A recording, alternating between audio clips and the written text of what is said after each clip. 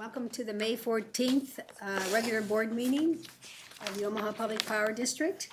I'd officially like to welcome Mr. Tim Burke as our new CEO and leading us from here on at our board meeting here. It's good to be here. Different view. So, Yeah, it is. It's a different view. Okay, and today we're starting a new option or policy, I guess, where and Mrs. Kim Tracy is going to read the safety briefing for us, and this will be happening every day, every board meeting from now on. Exits. There are several exits in this room. The two doors to the back of the auditorium or the two doors to the front of the auditorium are exits. We would exit on 16th Street side of the building, and when using the stairs, please remember to use your 3-point touch, 2 feet on the ground and 1 hand on the railing. Fire extinguishers. There is a fire extinguisher near the door of our board committee meeting room, conference room A, just outside the rear auditorium doors. Medical condition. If you have a medical condition, please write it down or let the person next to you know. The AED or first aid kit. The AED and first aid kit is on the brick wall to the right of the cafeteria entrance, one on top of the other. Is there anyone in this room that is AED or CPR certified or trained? Russ, will depend on you then. In case of a fire, in the event of a fire, please do not use the elevators. In the case of an emergency, myself or a member of OPPD's security team will call 911. In case of a tornado or severe weather, in the event of a tornado or severe weather, we will be directed to a safe area of the building by security. Thank you very much. Please have roll call. Barrett, Yes. Kavanaugh, yes. Gay, Here. Green, Yes. Hurley, Yes. McGuire, Here. Mines, Here. Ulrich. Here. Agenda item number 2.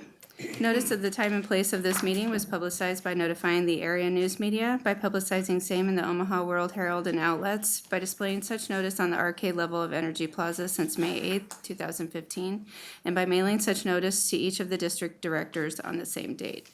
A copy of the proposed agenda for this meeting has been maintained on a current basis and is readily available for public inspection in the office of the district's corporate secretary. Additionally, a copy of the open meetings law is available for inspection in the public meeting book located in this meeting room. Agenda item number 3, approval of the March 2015 Comprehensive Financial and Operating Report, the April 16, 2015 board meeting minutes, and the May 14, 2015 agenda. So moved. Have a second? Second. Barrett, Yes. Kavanaugh, Yes. Gay, Yes. Green, Yes. Hurley, Yes. McGuire, Yes. Mines, Yes. Ulrich. Yes. Motion carried. Agenda item number 4, persons wishing to address the Board of Directors on a particular item are asked to approach the microphone as that agenda item is discussed. Comments will be heard following board discussion of the item and prior to a vote by the board. Persons wishing to address the board on all other matters will have an opportunity before the close of the meeting. Agenda item number 5, resolution number 6057. Now therefore be it resolved by the Board of Directors of the Omaha Public Power District that the proposal of the Timberline Construction, Inc. in the amount of $14,732,960.37 to procure labor for the build, rebuild, and relocation of transmission lines is the lowest and best bid received on request for proposal number 4633 and is hereby accepted, and the bond of such bidder is hereby approved. So moved. Second. Mr. Barrett. Thank you, Chair McGuire. This board action is to purchase or procure the labor to construct 45 miles of new 345 kV transmission line, which is part of the Midwest Transmission Project, line 178, and rebuild and relocate 23 miles of an existing 69 kV transmission line in southeast Nebraska. The work will begin on or about June 1st of 2015 and is expected to be completed November 1st, 2016. Starts 2015, completed November 1st, 2016. 3 addendums and 2 letters of clarification were issued for this request proposal. The engineer's estimate was $14,305,000. And we just ask that the board award the contract to Timberline Construction for the amount of $14,732,960.37. And I'm going to turn it over to Mr. Mo Dogman for further explanation. Good morning. The next three board action items deal with the two transmission lines. So if I may take just a couple minutes and review some old information that might be helpful. The first one is the Midwest Transmission Project, and that's the transmission line. It's high voltage 345 kV line from Nebraska City to Kansas City. It's a Southwest Power Pool priority project, and the reason for it is to enhance regional power delivery and reliability, also to reduce congestion on the transmission line, on the power grid, and increase the transmission capacity, and finally to provide future access to renewable power. We did receive the notice to construct this line from SPP back in 2010, so it's been a while. And we went through the planning process, the design, and I think in the last couple of years, we brought to you many action items that were approved. So right now, the first action item that Director Barrett talked about is for the construction. As he mentioned, we're going to start sometime in June after you approve the board action item, and we're hoping to be completed by November. Now, the in-service date was mid-2017, but because all the issues we're having on the grid, a lot of congestion and a lot of need for that line to be in service, we have accelerated the schedule, and we're working hard to get that completed by the end of 2016, which will greatly help the congestion issue and will allow us to basically move our power down south at a higher price. Any question on the first action item? That's quite a timeline, Mo, to get that done. Seems like Yes, it's very aggressive schedule, but that's we're very. our portion of the whole thing. It's a 180 mile line. Our portion is about 45 miles. We will be done. We're very confident that we will be done. We're working very closely with Kansas City Power and Light. We have a monthly meeting. We have weekly meetings. We're pretty on top of it. We have very strong team, and we believe that we will be done. Now, we do have that window, from till June of 2017, but we're confident that we'll get it done by the end of 16. Yeah. Mo, I wasn't here Tuesday to be able to ask this, but I saw those bids. That's quite a spread from 39 million as a high to where we're at, 14.7. Yeah, you're absolutely right. We had, as you can see, multiple bids, and the range is very, very wide, and that's why it's really hard to get the engineer's estimate pretty close all the time. This is on the good side. It was real Right, close. right, There. right. Well, don't you think some of those just threw in a bid? I mean, I suppose, but it's quite a few. What was wrong with Ellie Myers? Because we give them a lot of work. Nothing wrong with them, but if you look on third page, they're at $39 million. And, of course, I cannot speculate why their bid is high, but I think there are a lot of factors, including how busy they are and their schedule. There just a lot of things go into coming up with a bid, so. No, I think earlier we voted on to buy the wire and the hardware. And do you know how much that was for? I do not remember. I wish I had that good of a memory, but I do not remember. But I can certainly get all those numbers for you. And what's going to be the cost of the project? The total direct cost for the Midwest Transmission Project will be about $59 million. And for the 69 kV will be about $20 million. Going back to the Midwest Transmission Project, because of the change we're making in the schedule, the budget for 2015 will go up, but for 2016 will go down. And overall, we're looking at net decrease of about $4 million.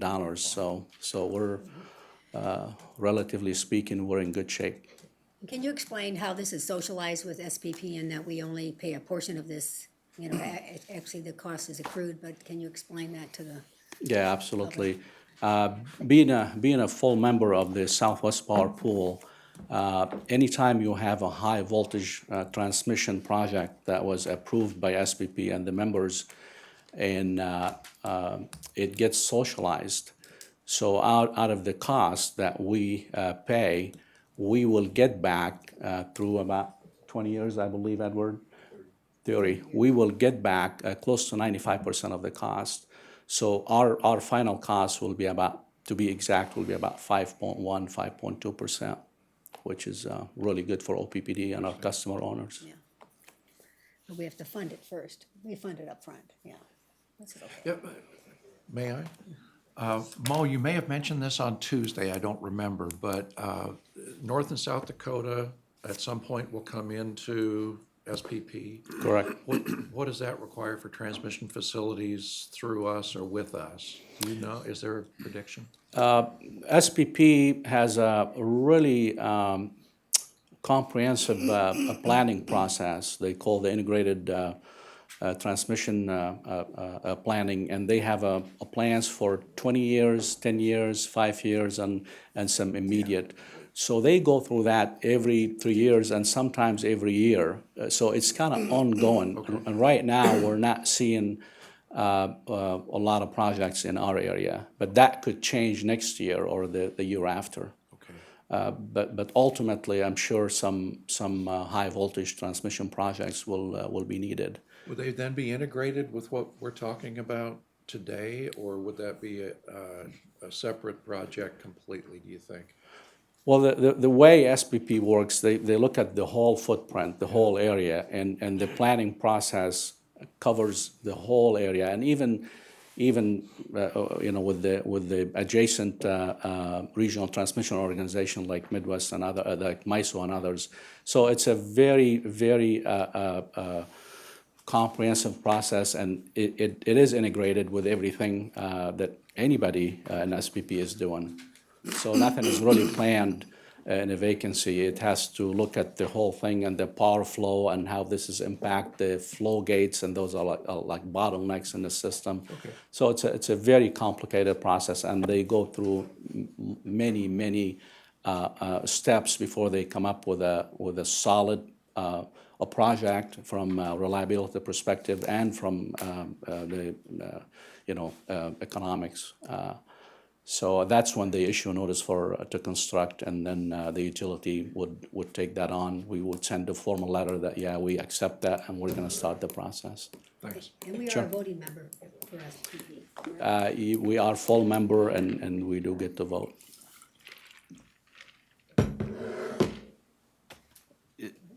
I'm just gonna bring up these fixed costs that we have to do, and it's a good thing. I mean, it's gonna relieve congestion, all these other things. But then watching these fuel prices, I just got a briefing that you had Tuesday. You know, it's still one of those things, are we on track, or are we going to start looking into who's paying those fixed costs? Because to be reliant on this weather patterns is probably not the way to be going into the future. So I just bring it up now, and I know Excellent. I brought Yeah, this it's an up excellent a couple of times. I think that's been brought up before, and I think Vice President Easterland has updated us on that and will continue to do so. Yeah, this is a good, for the public though, this And I is, think for the this is public- kind of why we need to do Absolutely, this. yeah. Can you comment on that we're sort of planning on doing some kind of an update? Thank you, Mr. Dogman. As you know, we've presented information to you before with regard to fixed cost recovery and variable cost. And there is a process underway to pull together customers and staff to go through a stakeholder process to explain what the current situation is, options for addressing and mitigating it, and then develop a proposal to come back to the board on how we might look at this in the future. So we are actively working on the issue. What's the timeline on that? The plan would be to do it this summer, the stakeholder process, and come back at the end of the summer with a recommendation, and have the recommendation available for your consideration for implementation in the fall or, Yes. Yeah, perfect, all right. Thank you. Are there any other comments from board members? Do we have any comments from the public?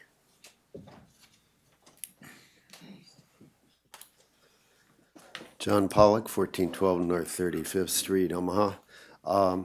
This is just to remind you folks that this particular segment of line is going to be the most vulnerable in your system to winter ice storms. The underlying reason is that you get an ice storm when you have a combination of cold Arctic air near the surface and warm, moist air that originated in the Gulf of Mexico that comes in aloft. And normally in the winter, that type of flow tends to get shunted to our east and south, and that's where they get the very heavy icing. However, southeast Nebraska is closest to the Gulf of Mexico of any of the service area, and it is most likely to come into a situation where you're getting heavy rain from the moisture aloft that's freezing as it gets near the surface. So just something to continually keep in mind when you're putting structures in that area, that you've got a higher risk of losing it to ice storms than the rest of the system. Thank you.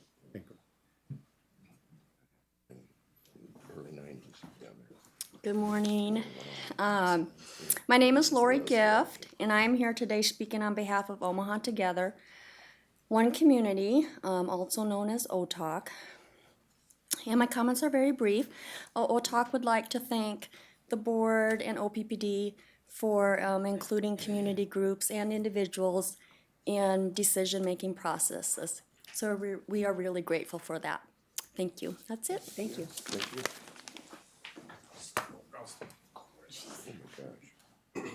It's the advantage of being large. Laverne Tran. I had this article, I just happen to have this article, it's called Smart Wires, and it's about power throttling and routing devices that can decongestivize, get rid of the congestion in your wires. In this article, it talks about you have two choices, either turn off your power plants or build more wires, and here it's their innovation is a device similar to a current transformer with an onboard computing cellular connectivity that mounts directly on transmission lines, adds impedance as needed to choke the flow of electrons through overloaded lines and redirect it to other transmission corridors. And it's being tested now, and it's actually being applied to the Texas area that you guys were talking about on Tuesday, and I just really wanted to get that to you. Thank you. Thank you. We'll forward that on to Mr. Dogman. Thank you. If there is no more comments, may we please have a vote? Barrett, Yes. Kavanaugh, Yes. Gay, Yes. Green, Yes. Hurley, Yes. McGuire, Yes. Mines, Yes. Ulrich. Yes. Motion carried. Agenda item number 6, resolution number 6058. Now therefore be it resolved by the Board of Directors of the Omaha Public Power District that the proposal of Integrity Tree Services LLC in the amount of $2,413,300.84 for the right-of-way clearing, fences, and gates is the lowest and best bid received on request for proposal number 4634 and is hereby accepted. And the bond of such bidder is hereby approved. So moved. Second. Mr. Barrett? Thank you, Chair McGuire. This action is to procure labor to clear the right-of-way, vegetation, and install fences and gates for the 45 miles of the new 345 kV transmission line and the 23 miles of the existing 69 kV transmission line in southeast Nebraska. And I'm going to turn it over to Vice President Dogman.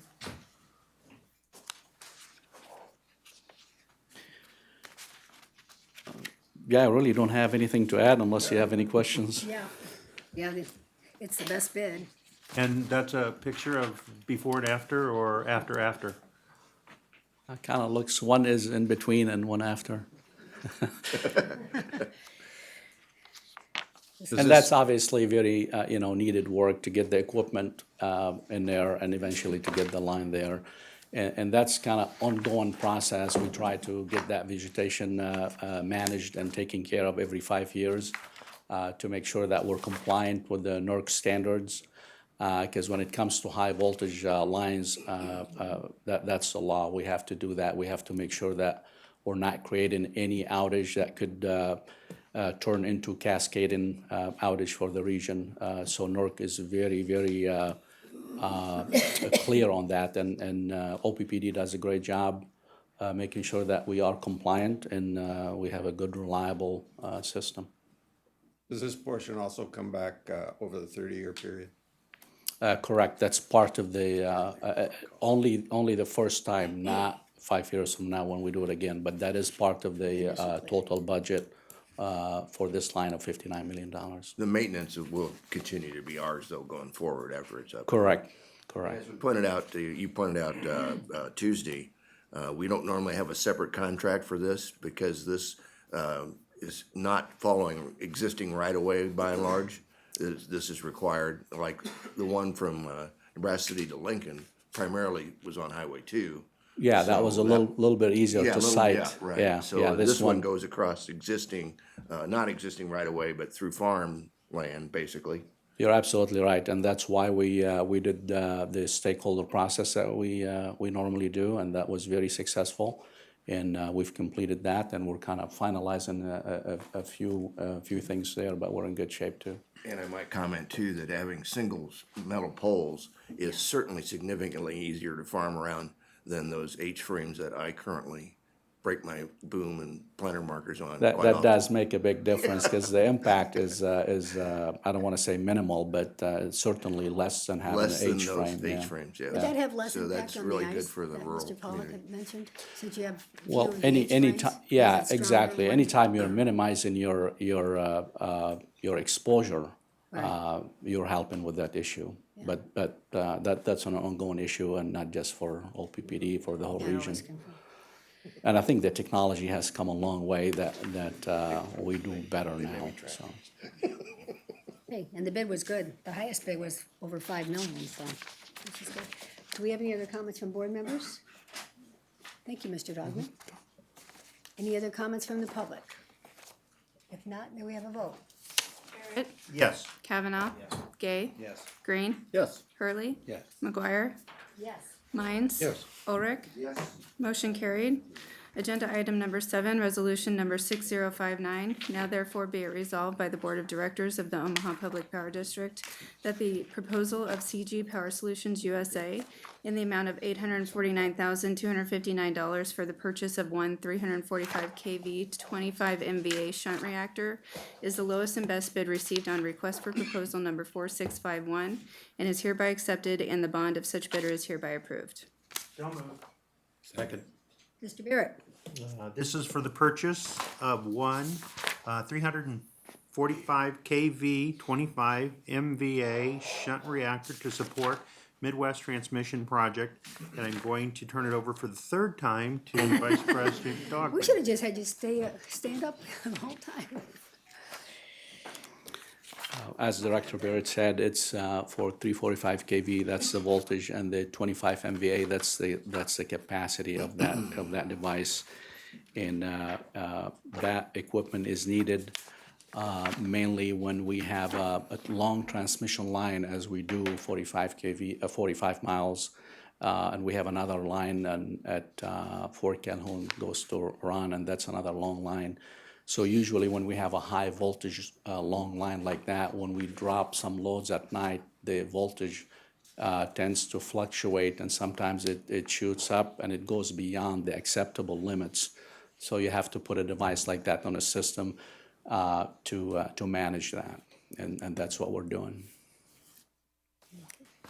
Are you talking about the current in the line fluctuating, or like a physical movement in the line? No, the actual voltage, the voltage has, let's say it's 100%, let's say 345 kV, and there is a limit that you can go beyond, let's say 3% or below 3%. So the voltage itself would go up. If you have a lot of motors on the line, and at night that motor load drops, and it's a little bit more complicated than the way I'm presenting it, but you talk about inductive and capacitive loads. So anyway, when you drop those motor loads, the voltage goes up, and you want to make sure you maintain that within that window. Okay. You don't want it to be higher than what it needs because it creates some damage. So the only other device, the only other equipment like that we have on the system is at 3451, that's the Fort Calhoun switchyard. Calhoun. And this one will be at 3458, that's the Nebraska City switchyard. Okay. Any other questions from the board? Thank you again, Mr. Dogman. All right? Any questions from the public? And a roll call, Mrs. Tracy? Barrett? Yes. Kavanaugh? Yes. Gay? Green? Yes. Hurley? Yes. McGuire? Yes. Mines? Yes. Ulrich? Yes. Motion carried. Agenda item number 8, resolution number 6060. Now therefore be it resolved by the Board of Directors of the Omaha Public Power District that the proposal of TEI Construction Services in the amount of $4,159,703 to provide the installation for the NC1 upper economizer tubing elements and inlet header, reheater inlet header, and cold reheat pipe is the lowest and best bid received on request for proposal number 4640 and is hereby accepted, and the bond of such bidder is hereby approved. So moved. Second. Mr. Barrett, one more time. One more time. This is to provide the labor for the removal and replacement of the lower bank of the upper economizer and the reheat inlet header and a section of the cold reheat piping for the Nebraska City Station Unit 1 steam generator. I'm going to turn it over to Vice President John Hanson to elaborate. Thank you, Director Barrett. As you mentioned, this is for the labor to replace the lower bank of the upper economizer and the reheat inlet header and some portion of cold reheat piping on Nebraska City Unit 1. This will take place in the spring of 2016. We have a 40-day outage, and we did go out for bids. We received four bids that were technically and legally responsive. The engineer's estimate was $4.6 million.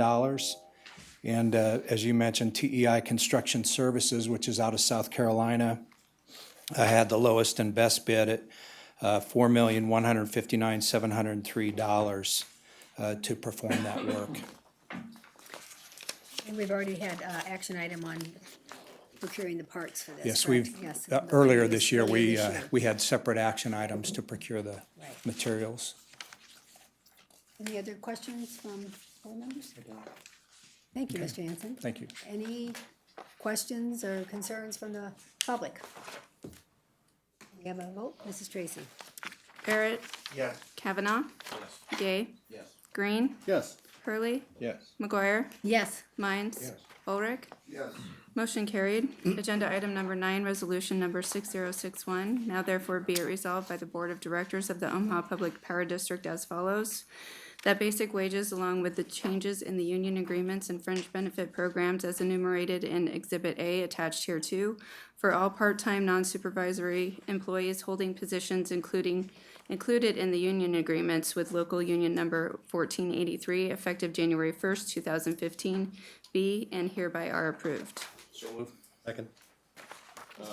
Madam Chairman, this agreement covers approximately 40 permanent part-time employees we have who are primarily assigned, or they're non-supervisory employees who are primarily assigned to our call center. The agreement includes increases in wages for the part-time employees so that their pay rates are equivalent to their full-time, if you call them colleagues. The employees are now members of IBEW Local 1483.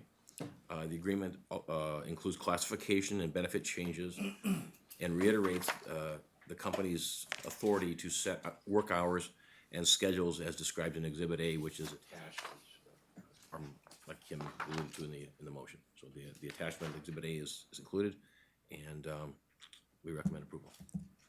Okay. This is the first time that the part-time employees have had the opportunity to join the unions, and I think it's a good thing for them to have that opportunity. Do we have any other comments from board members?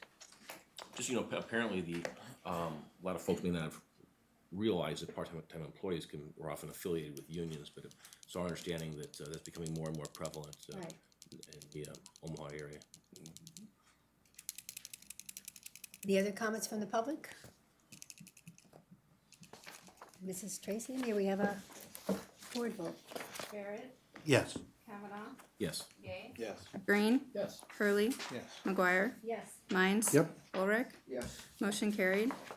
Agenda item number 10, resolution number 6062. Now therefore be it resolved by the Board of Directors of the Omaha Public Power District that the compensation adjustments for Vice Presidents Mohammed I. Dogman and John T. Hanson, as set forth on Exhibit A attached hereto, be and hereby are approved. Better be. Move. Second. Mr. Kavanaugh. And we, both John Hanson and Mo Dogman are obviously very key members of our senior staff, and we certainly appreciate the good work they do for us. These raises are certainly deserved, and you see the attachment A again to this resolution, and we certainly recommend approval. Okay, and the amounts, you might want to mention those. Oh, yes, we can do that too. For Mr. Dogman, it's a 4.5% pay raise, and for Mr. Hanson, it's 4%.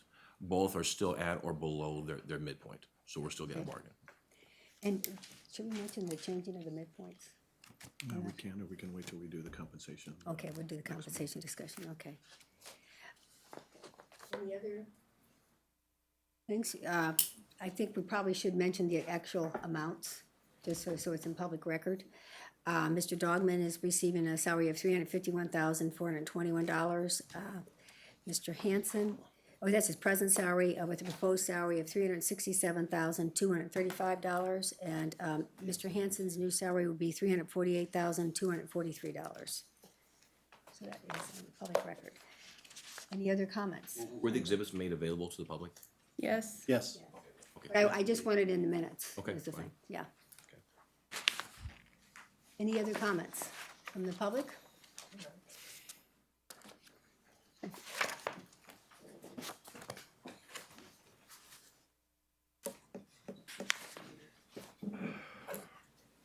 Just to let you know, I did go through the videotapes of comments from these two men over the years, and it's been excellent. They've given you tons of really good feedback. They're extremely knowledgeable about what they do.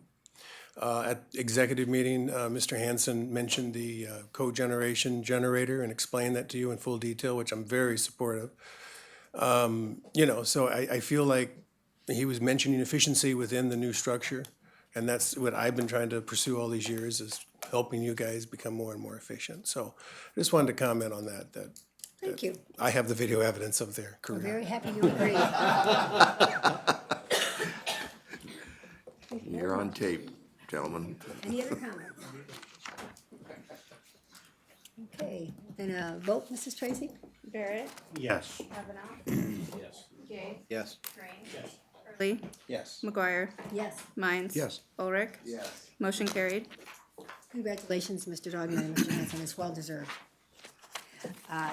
Next, Mrs. Tracy, do we have anything else? I think I am going to mention one thing, that this Tuesday and Wednesday, the board had a open meeting corporate governance workshop. Not many people attended, but I just want to give you a report on that. And during that time, we discussed a new governance framework for the board, and began setting initial policies. We discussed the board's role and job focus. We're calling that the governance process policies. We discussed the relationship of the board to the CEO and the board staff linkage policies, and also began a set of initial strategic directives.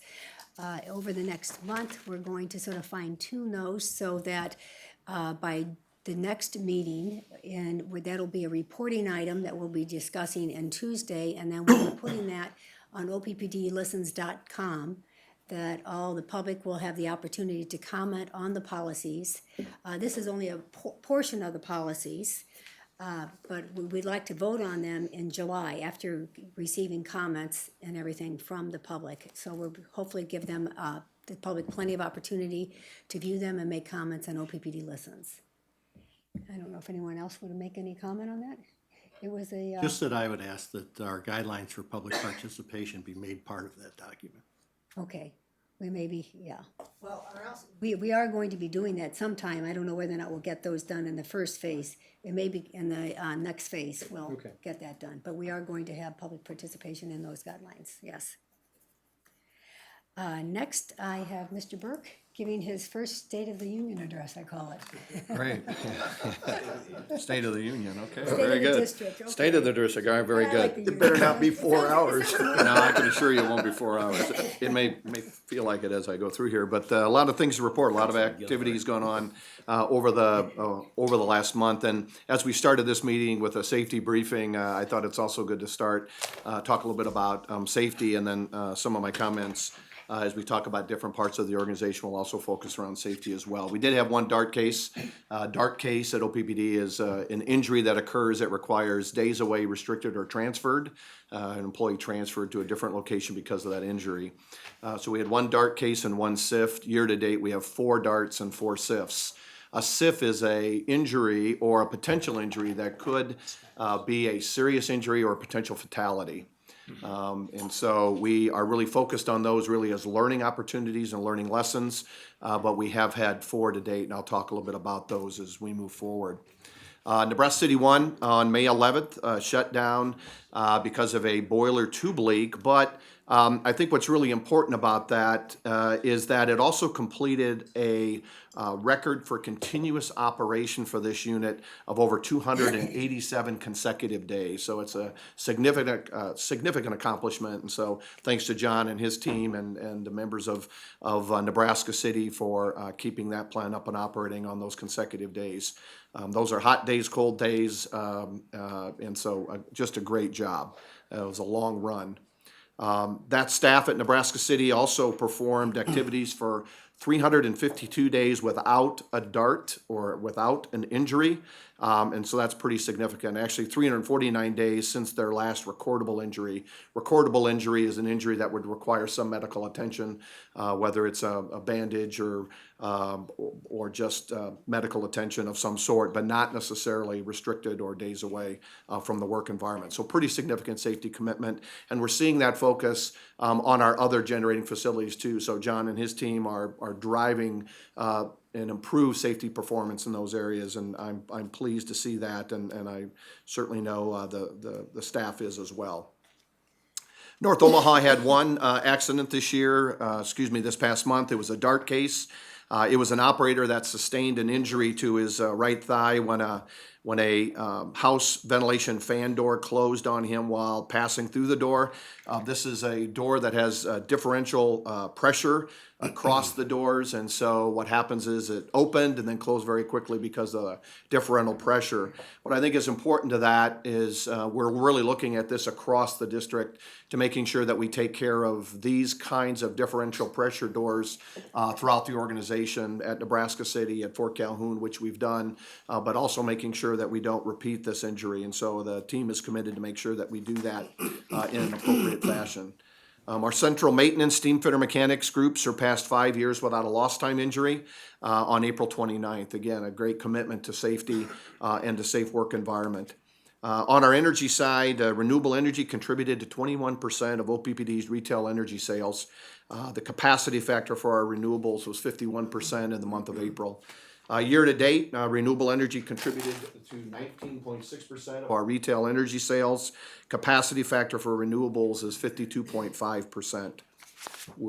Actually, we saw the chart today. It's a little less than that, I think, today, or at least this morning. But obviously, that does fluctuate. As we talked about at our Nuclear Oversight Committee meeting on Tuesday, Fort Calhoun shut down on April 11th for its 27th refueling outage. We are currently several days, about 91 hours behind schedule. Lou has some plans to make up some of that as we move forward. We are working on several issues with the NRC, and obviously hopefully we'll resolve those yet this week. We've had one industrial safety incident that has occurred to a contractor. It was not a lost time injury, and we've had 0 human performance events during the outage, which is very, very important. And our hope and our plan is still to bring the unit back on, breakers closed on May 22nd. And we'll keep the board updated on that progress as we near that point in the month of May. We had 5 evaluators from INPO on site the week of April 20th, performing outage observations in the areas of maintenance, work management, radiation protection, and engineering. And again, it's about our industry kind of commitment to safe operation and increased performance. And INPO is made up of the organizations or member organizations that help support operations at nuclear plants throughout the United States. On the T&D side, many of you have seen the media story that we did on our downtown distribution networks and some of the inspections that are going on there. That continues. We're well over 50% completed, and it's a great opportunity for us to use technology to inspect these downtown distribution networks, and we're well over 50% completed. We may even be done or close to being done. So I think that's really good and a great contribution to our corporate communications staff for a great job of including the media in some of the things that we're doing to maintain reliability and to make sure we identify issues before they occur. We've also done aerial inspections on our transmission lines, the lines that Mo just talked about and Director Barrett presented as a board item today. We inspect those via a helicopter.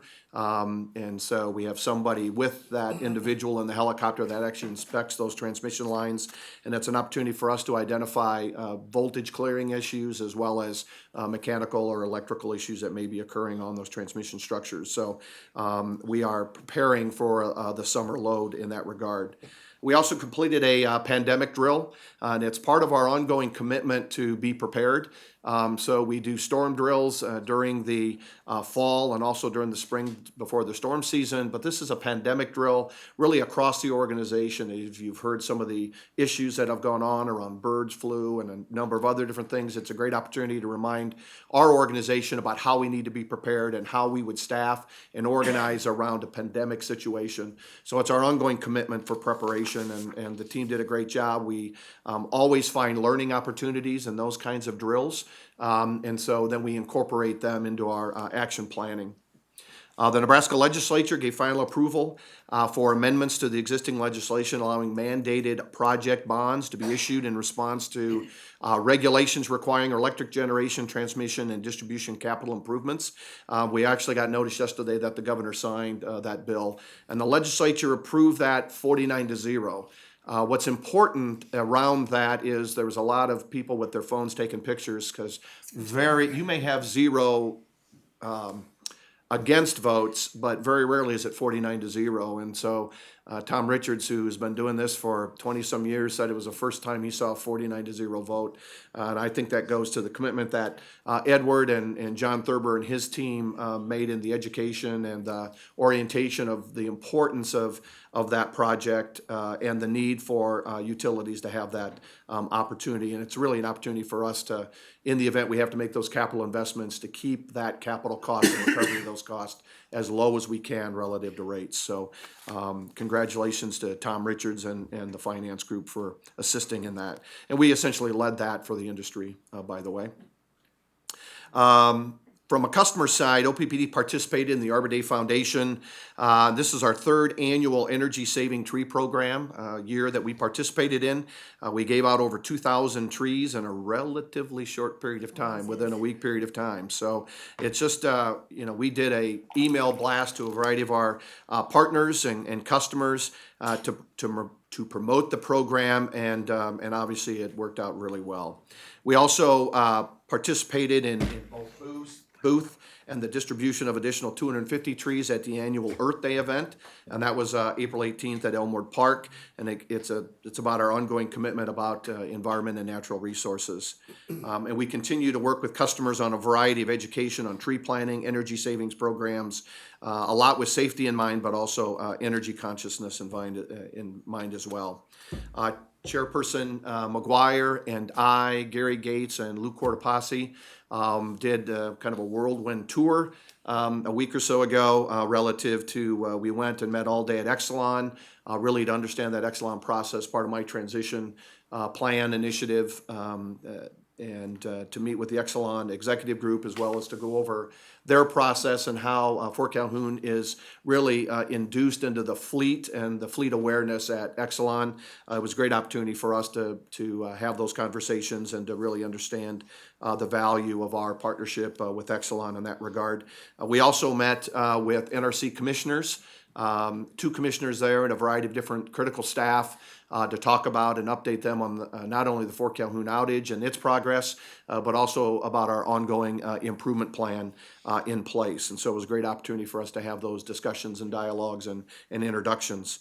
I stayed on for the next day with our new manager of federal affairs, Seth Voiles, where we met with the Nebraska delegation and many of their staff members, as well as critical staffs on some of the critical committees that we deal with through the utility side of the business. So overall, I thought the trip was very successful, and we'll continue that outreach both to the NRC as well as to our delegation and critical committee staff folks. We have a couple people in the room that were recognized internationally, by the way. Jody Baker and Andrew Rogers were internationally recognized. Actually, they received the top award for the video that they put together called The New Era of Wind Energy that Jody shot at the Prairie Breeze Wind Farm dedicated last summer. It was named co-winner for the Best News Story Video by Reagan Communications, which they do international communications. And so it was a great opportunity for them, and obviously Andrew assisted in that as well. OPP shared the top honor with AT&T. So that kind of gives you, we're kind of leading the way and doing a great job. Yeah. We also received an honorable mention in the same category, by the way, and it was a story called Going Batty for the transmission project, and it was another Jody Baker creation along with Andrew, but also included Patrick Finnegan from our environmental group as well, and essentially what we talked about is the line route that Mo just talked about on MTP. Was really around a unique bat species that is going to be on the endangered species list to make sure that we were not negatively impacting that. So it was a great opportunity to talk about the extent that we go to protect the natural environment and the work that we do. So Jody and Andrew, and I know Russ is here, but Patrick Finnegan and the team, thanks a lot for participating in those and for your honorable mention. As well. We do a number of different things that we recognize employees on. April 13th, it was National Lineman Appreciation Day. Obviously, we have 136 line technicians, 21 troubleshooters on staff, and obviously those are the folks that are out in the bad weather when we're all kind of sheltered in, and they do great work of serving our customer owners, and it was a great way for us to appreciate the great work that they do in each of our centers. So we want to appreciate them, and we did that on April 13th. As well. We do a number of different things where our employees are out in the community, and I'd like to highlight a couple of those. Our OPPD Energizers group, it's a group of employees that last fall was asked to essentially make blankets for at Children's Hospital, and they do a great job with that. They were actually then asked to make dolls so that we could give those dolls to children.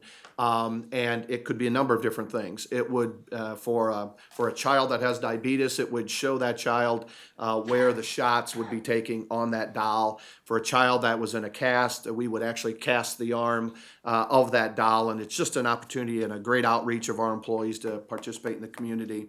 And they do a great job with that.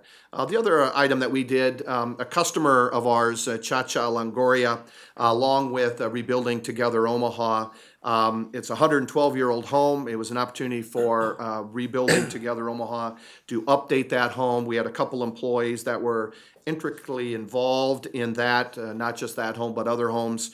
Ray Herrick and Gary Rulofson that helped seal and insulate the rim joists in the basement of these two homes, and also supported the Rebuilding Together Omaha group. Just an example of some of the great outreach that we do. And probably the most memorable thing, it happened in May, but there's a lot of work that leads up to that. And Jeff Hansen and our organization has been deeply involved with a variety of volunteers throughout the organization as our power drive. And so we had 20 high schools participate in the state finals. It's co-sponsored by OPPD and NPPD. We have a variety of different champions, a variety of different scholarship winners because of that. We are going to take a hiatus for 1 year, and we've worked with NPPD on this. Actually, we are going to go back out to the schools and talk to them about, are there changes that need to be made? Is Power Drive the right thing, or is there greater technology opportunities for us to partner with these schools in our service territories? And so we're each going to do that independently and come back and see if there's an opportunity. You know, one of the things the kids talked about is, as we were meeting with them, were maybe we begin to think about how we implement drone kind of technology in our normal day business. Obviously, that's sexy for some of the high school kids, which they probably have drones, would be my guess. But anyway, that's an example. We'll take a year off of the Power Drive program and then begin to come back and share with the board some of the feedback that we get through that stakeholder process. And then we have been fully committed to our workforce development strategies.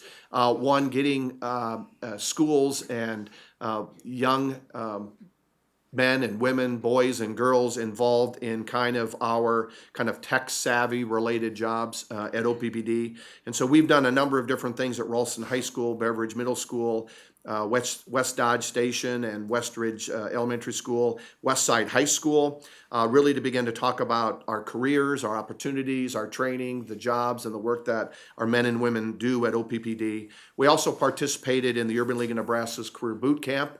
We were one of 18 companies that essentially works with the Urban League recruits and displaced workers through a 3-week career readiness boot camp.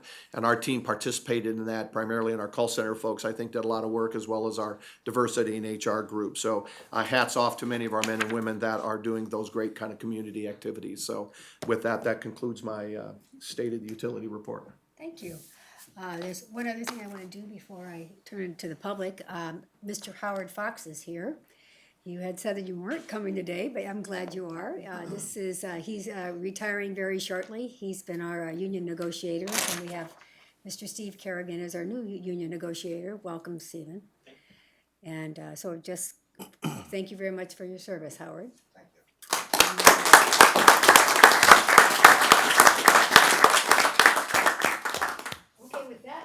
Madam Chairman, Yes. could I just say something You for a minute? certainly may. I'd like to thank Vice President Hansen and his team for working closely in cooperation with Midwest Farmers Co-op. Thank you. Yes. And Good point. on the use of the Arbor Line rail, they're gonna build a tremendous rail facility down in Otoe County, greatly benefiting the farmers in that area to increase their grain prices. And it's also seen as a big economic development for that area. And I'd like to thank them for all, your team, your whole team. I think Mr. Bruckner even got involved. Imagine that, we needed a lawyer. But I just This was not an easy thank them for that. negotiation. No, I mean, no. A lot of things when they work out. called We're me not and used I to didn't running get a into it. railroad, but. No, we aren't. Those but farmers are tough. Yeah, they are. Know how to negotiate, without a doubt. But I just wanted to get that on the Yes, record. thank you, though. That was a job well done, and took a lot of time and effort with that. Thank you. Okay, any other comments? I should have offered the board members to say anything. If not, we'll open it to the public. Any comments or concerns?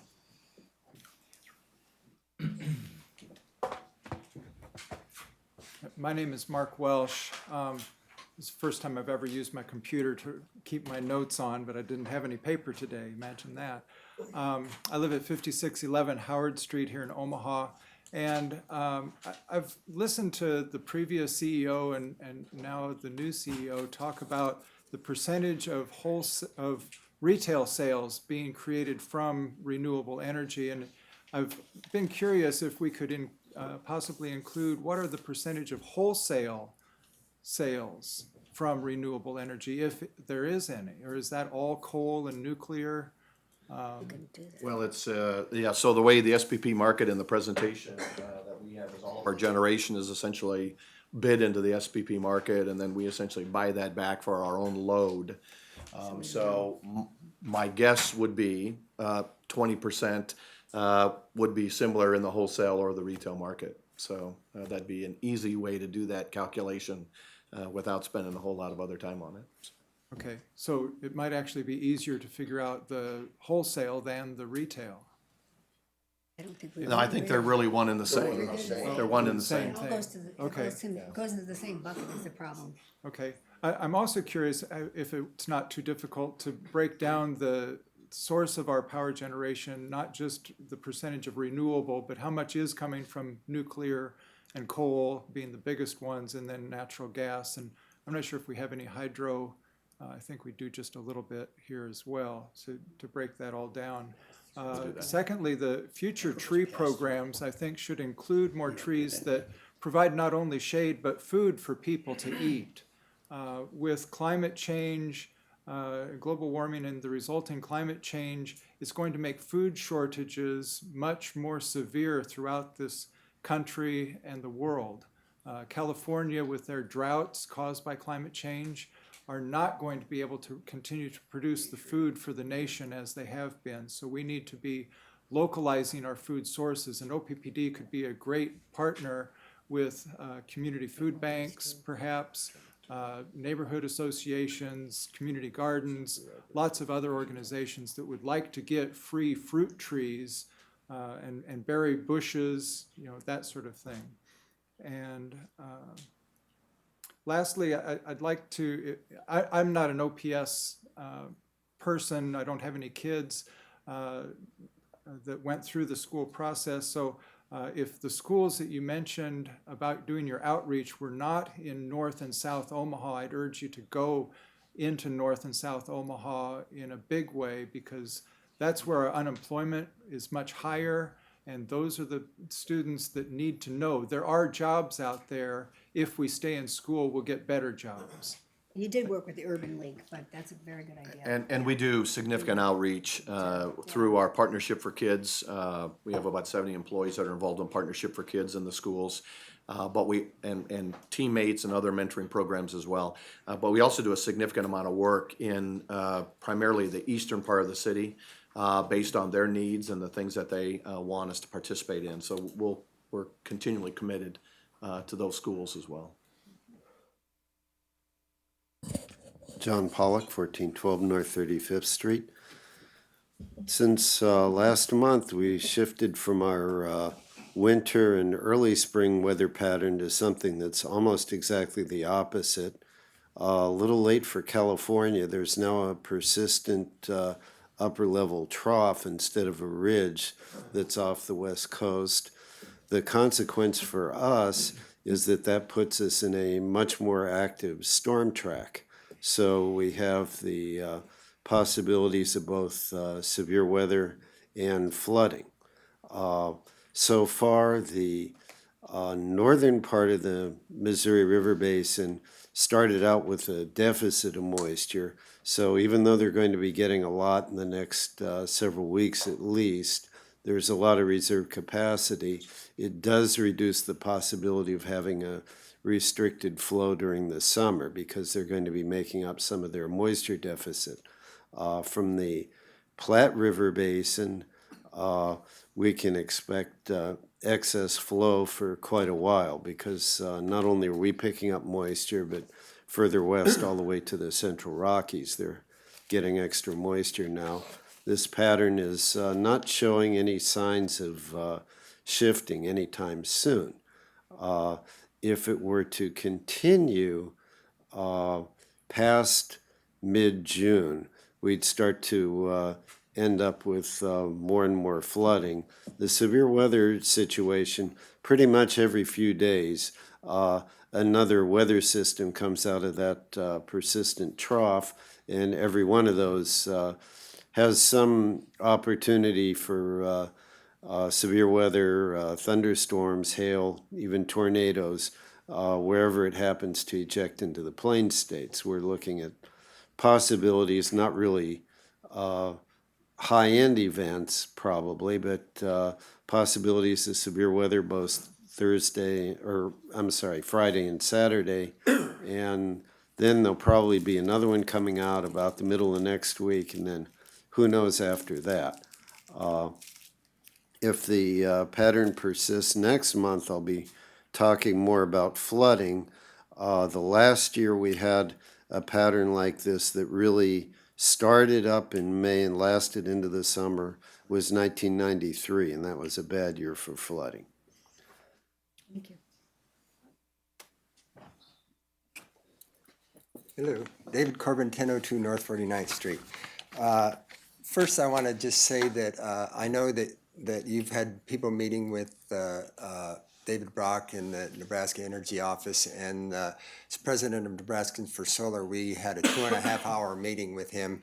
I do want to just let you know that one of the things that that office seems to be interested in, as well as what we are, just as I had wind schools, we would like to see some solar schools. I would encourage you to look at what Florida and New Jersey have done, because the way they've done that is they put solar on the schools save money, but they are also emergency shelters, so that if in severe weather, hurricanes, tornadoes, the school then becomes a place where people can go and they have not only solar, but they have battery backup for the solar.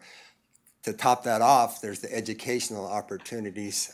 Perhaps in your interim year, you might want to talk about the schools looking at how the solar works, how it changes with seasons. There's so many learning opportunities, as well as them learning, as Mark said, how solar works and maybe even how it's installed.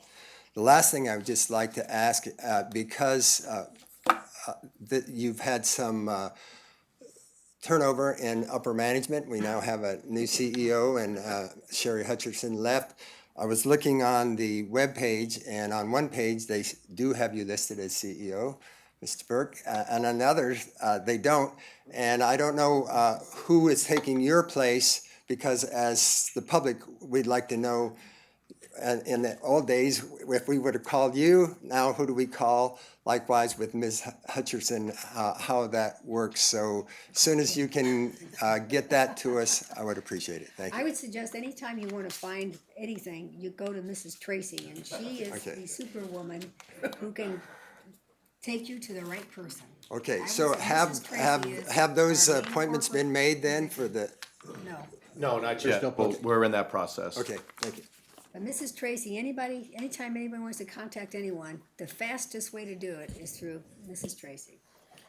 Laverne Tran, since we do have, you mentioned the changeover, I got some reading material here. May 4th article, the scientists give their opinion about the EPA curbs on coal burning. Well, in a word, it'll save thousands of lives. And then a little definition on fly ash and the constituents of coal ash, and it's a really long list of really hard pronounced nasty names. And then for the management team, May 11th article, the Fortune 500 companies are just, over half of them have green initiatives internally. And they are finding that it's much better to just go ahead and purchase green energy directly from a Prairie Wind, for an example, and bypass you. The reason I bring this up is because I know we did in the past miss some opportunities with Google and with Facebook not coming here because we didn't have enough renewable energy, so they went to Iowa. And your presentation when looking for the job, talking about bringing in more corporate, larger energy users. And so it would seem to be a little bit more difficult, and I hope that you start showing up to, this was in San Francisco, and it was last week. This is a year ago. You probably know this information. It's LES and their advantages of switching over their solar system that they've purchased into, and the savings and that kind of thing. And all this is an urgent need to shift. Well, I want to let you know, out of the 4 suggestions of this, you have over half of them done. Be customer focused. You've done a very good job, and you've won awards with that. Engage the community. Engage with the community. You've started that in the last few years, and that's been good. Acting as an incubator. You need, I think, a bit of work on that, and bringing in new technologies and incubating those and figuring them out, like he was talking about, working with seasons. About actively pursuing decoupling. That's decoupling economic prosperity from resource use, especially in the context of non-renewable. The fact that you use so much resources, you are the pinnacle in our society, and that's why we come here trying to change. You know, we've been asked in the past, why aren't you worried about transportation and the pollution they put out and blah, blah, blah, blah. Well, we have to convert you over first, so then our electric cars can then be plugged in with the Tesla batteries. I just brought this for you too. You can't order any because they're sold out for 2 years. So tough luck there, but that immediately will lead you to energy efficiency. Your bottleneck on the grid, energy efficiency, will eliminate the need for you to generate power. I really wish you would take the responsibility of delivering power and get out of the responsibility of making power. You know, as a user, I'm going to use power how I want, and as producers, they can then adhere to that. And your job, I think, is to distribute that power, and then you're out of the risks of price fluctuation. You could care less what natural gas would cost if you were not in the generation of energy, and you let private companies do that. You would anyway. Point. And so I just want to point that out there. Oh, and then Tuesday. That's it. That's all I get. I just wanted to make a comment on Tuesday.